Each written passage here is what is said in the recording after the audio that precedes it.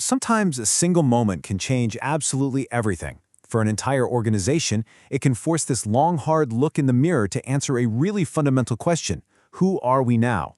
Well, for the North Atlantic Treaty Organization, NATO, that moment hit with the force of a historical earthquake, and it left them with one single pivotal question.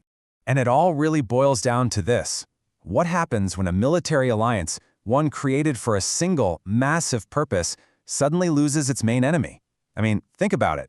It's a fascinating and super complex problem.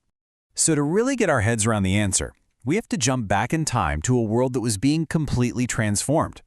Let's dig into the one monumental event that kicked off this whole identity crisis for one of the most powerful alliances on the planet. The year is 1991, the Cold War. This 45-year standoff that had basically defined the entire global order was just ending. Suddenly, dramatically. This 1 year was about to completely redraw the map and redefine what power even meant. And then it happened. The Soviet Union dissolved. And with that, the world literally shifted on its axis. Now, this wasn't just some news headline. For NATO, this was the end of the very reason it was created almost half a century before. Its whole adversary, the threat it was built to contain, had basically just vanished.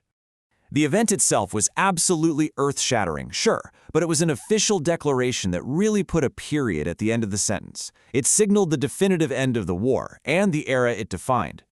And that came from the U.S. president at the time, George H.W. Bush, who made it official. The Cold War is over. Just think about how final that sounds.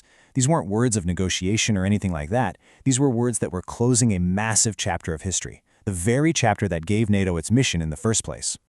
So, with the certainty of winning, came this profound wave of uncertainty about what was next.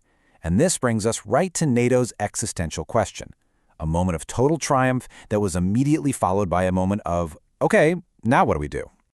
And the contrast couldn't be more dramatic. You look at NATO's past, and its purpose was crystal clear: collective defense against one single, powerful adversary. Simple. But the future? It was a complete blank slate defined by just one huge question: what is our mission now? So here's the crucial point. The alliance, which was born from the ashes of World War II specifically to counter the Soviet threat, was now facing a brand new question, probably the most critical one in its entire history. What next? And what next wasn't just one simple question. Oh no, it immediately exploded into all these other incredibly complex challenges. Like, what's our new purpose? Who should we even let be members now that the old dividing lines were gone? In this new world, what even is a threat anymore? And maybe the biggest one of all, how does an alliance built for war stay relevant when there's peace? Okay, so let's get to the core of it. Why does this moment still matter so much today? Well, because the answers that NATO came up with didn't just stay on paper. They have actively shaped international security for the last 30 years. Because you have to understand, what NATO was facing wasn't just some strategic pivot. It wasn't about finding new tasks to do. This was a fundamental crisis of identity. It was about redefining the very soul of the alliance for a world it was never, ever designed for. And that leaves us with this incredible paradox that, honestly, NATO has wrestled with ever since.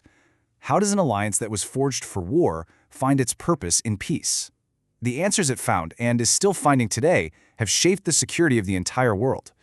But it all started with that single, pivotal question: what next?